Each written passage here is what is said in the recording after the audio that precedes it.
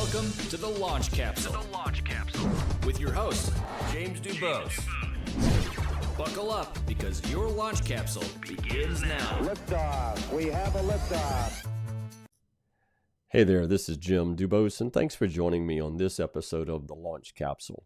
In today's episode, I want to spend a few minutes talking about some of the purpose behind the various exits that I experienced as an entrepreneur over this last 30 plus years.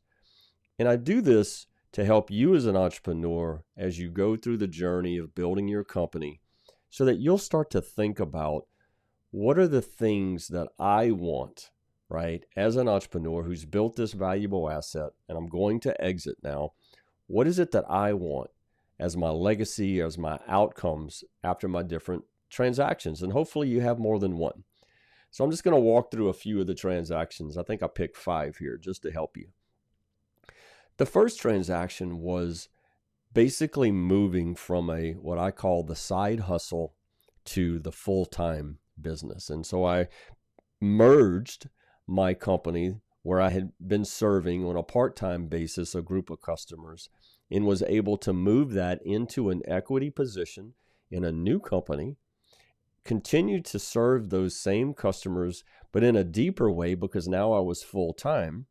I had equity in my new company and was able to build a fantastic new business. And so that company, from that initial merger, we built over a 5-year period. And we had actually started a second company, which was an internet service provider. And we met a firm out of Palo Alto who was interested in purchasing that internet service provider.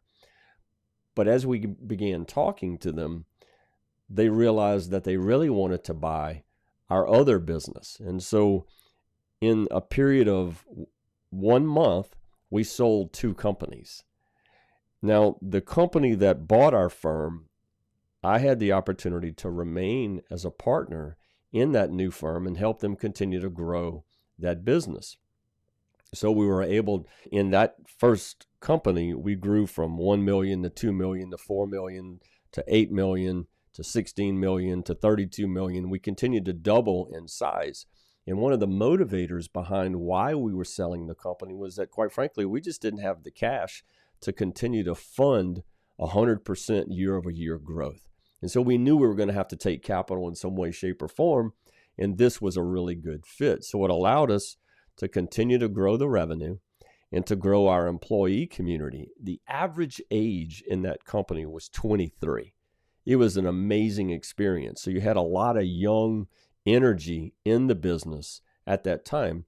The employee community got to experience national opportunities that they would have never had if we'd have just stayed a local company. I had the opportunity to participate in 18 additional internal acquisitions that we did alongside this venture capital firm, building out a national company. So it was a fantastic experience for me as a young entrepreneur just to get some visibility into that process of acquisitions. We also had the opportunity to build a stock option program with a vesting schedule, which later on became incredibly valuable for the employee community as we walked through this journey. The third iteration was that company that we started was the internet service provider. And we were able to sell that to a telecom in our area. And I didn't have any ongoing participation in that business, but I was really proud to have been a part of a legacy of educating our area of the country in the value of internet technologies and ultimately established the first commercial internet provider in a 3-state area. And so it was a lot of fun. And I look back on that experience with a lot of gratitude to say that I was able to participate in that moment. Now, in the other company that I was operating in, when we had sold and we had built this national company, we got the attention of a fast-growing company in the Palo Alto, Santa Clara area, and they decided to acquire our business. That particular company was also going through an IPO and were growing at a very fast pace. So It allowed me to continue to expose the employee community to very fast growth. It gave them access to worldwide opportunities. And so I ended up managing the southern part of the United States for this organization. It created wealth opportunities. At this time, it was over $350 million of stock options in our division of the company. Tremendous wealth creation with stock options and a fast-growing stock. There was also the opportunity for me to really serve my employee community on the value of diversification because, as everyone knows, not necessarily all stocks stay up. Sometimes they come down. And so what we did was really focus our education on the value of diversification, on how to maintain some of your wealth outside of the company that you were working in, and at the same time allow some of that wealth to continue to grow and build value in the company. And so it was a really interesting moment in time.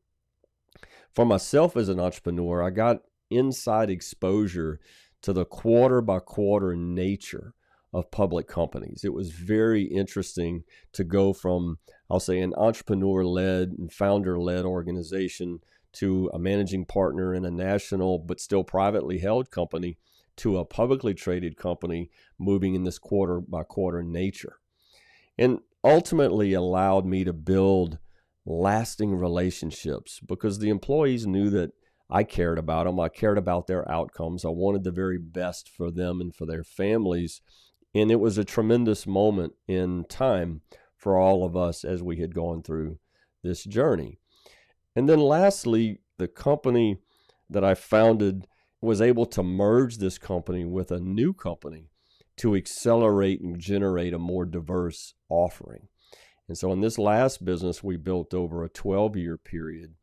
But when we merged two companies together, it created accelerated growth and put us on that path that I've talked about many times in many of my conversations around growing at 100% year over year. This last company was the most employee-centric company of all of the ones that I built. And I think it was because as I've gotten older, I've gotten a deeper appreciation that companies are fundamentally about people. And if you care for those in your care, to use the expression that Simon Sinek has expressed so elegantly, people acknowledge that and they recognize that you really are interested in their own personal and professional outcomes. And it was the most fulfilling probably of all the companies that I've had the experience to be a part of because I was able to be a servant leader. I was able to look at people as team, not staff. I had developed a sense of, I'll say, confidence that I didn't need to have all the answers. I could tell people, I'm not sure, but we're going to figure it out together. And fundamentally, just walking into work each day, being grateful for the opportunity to be there. And so for me, being able to have demonstrated the ability to achieve very high growth, being employee-centric, and quite frankly, it was happening at the same time that COVID was happening, which was an incredibly stressful moment for all of us in the world, quite frankly.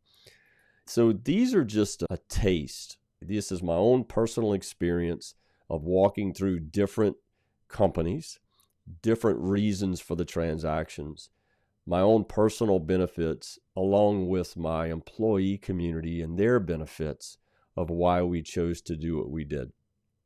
Now, in a future talk, I'm going to talk specifically about my own personal transition, moving from founder to employee to no longer being associated with something that I deeply loved and cared for, but had to pass it to someone else to continue to care for both the entity and the people in the entity. And some of it is going to be positive, and quite frankly, some of it's going to be negative, just because of watching what takes place sometimes in these transactions. And so we're going to continue this journey of exiting your businesses, seeing the positive nature of building an asset, along with helping people achieve their personal and professional goals. So I hope you have an awesome day, and we'll see you in the next episode. That's a wrap for today's episode of The Launch Capsule. With your host and mentor to success, James DuBos. If you enjoyed today's episode, don't forget to subscribe and share.